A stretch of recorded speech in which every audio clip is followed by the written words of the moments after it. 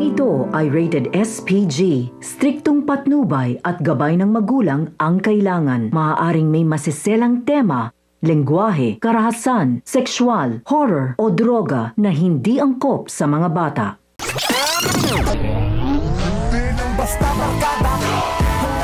Dadalhin ni Pablo si Ramon sa bar upang ipangtapat kay Tanggol. Laking gulat nga ni Bubbles at Tanggol matapos nilang mapanood ang balita tungkol sa pagkakadakip kay Chip Espinas. Matapos mapatunayan at makonfirma ang mga iligal na ipinagagawa nito sa loob at labas ng kulungan. Kung kaya't nakaramdam sila ng awa kay Chip Espinas, batid kasi nila na napakabait nito sa kanila at sa pananatili ng disiplina sa loob. Dagdag pa ni Tanggol na sana'y mas mabait ang ipalit kay Espinas upang mas maging tahimik at ligtas ang buhay ng kanyang mga kaibigan, gayon na din sila Mayor Celso. Ngunit tila kabaliktaran ito sa kanilang gusto dahil mas malupit ito kay Chip Espinas, napakawalang puso, matapang at malupit sa mga presong naroon. Kabilang banda sa pagpasok ni Pablo sa bar na pinapasukan ni Tanggol ay kaagad napansin ni Tanggol na may mga dalang armas ang mga ito na mahigpit na ipinagbabawal ni Boss Baste.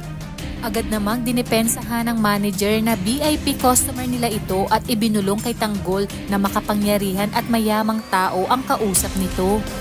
Agad naman pinag-ingat ni Tanggol sina Bubbles tungkol sa grupo nila Pablo dahil sa kargado nga ang mga ito.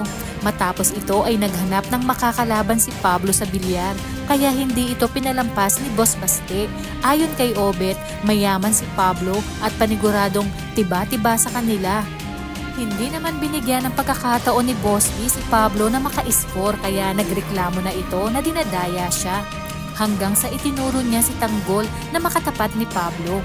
Kapalit ang milyong-milyong ipinusta ni Pablo, sa pagkakataong ito ay hindi inakala ni Pablo na napakagaling pala ni Tanggol sa pagbibilyar. At dahil dito maraming nanonood at mataas ang pride ni Pablo ay wala na nga siyang nagawa kundi ibigay kay Tanggol ang 6.4 million. At sinabi na babawiin niya ito sa kanilang susunod na pagbalik dahil paniguradong matatalo niya na umano ang ating bidang si Tanggol.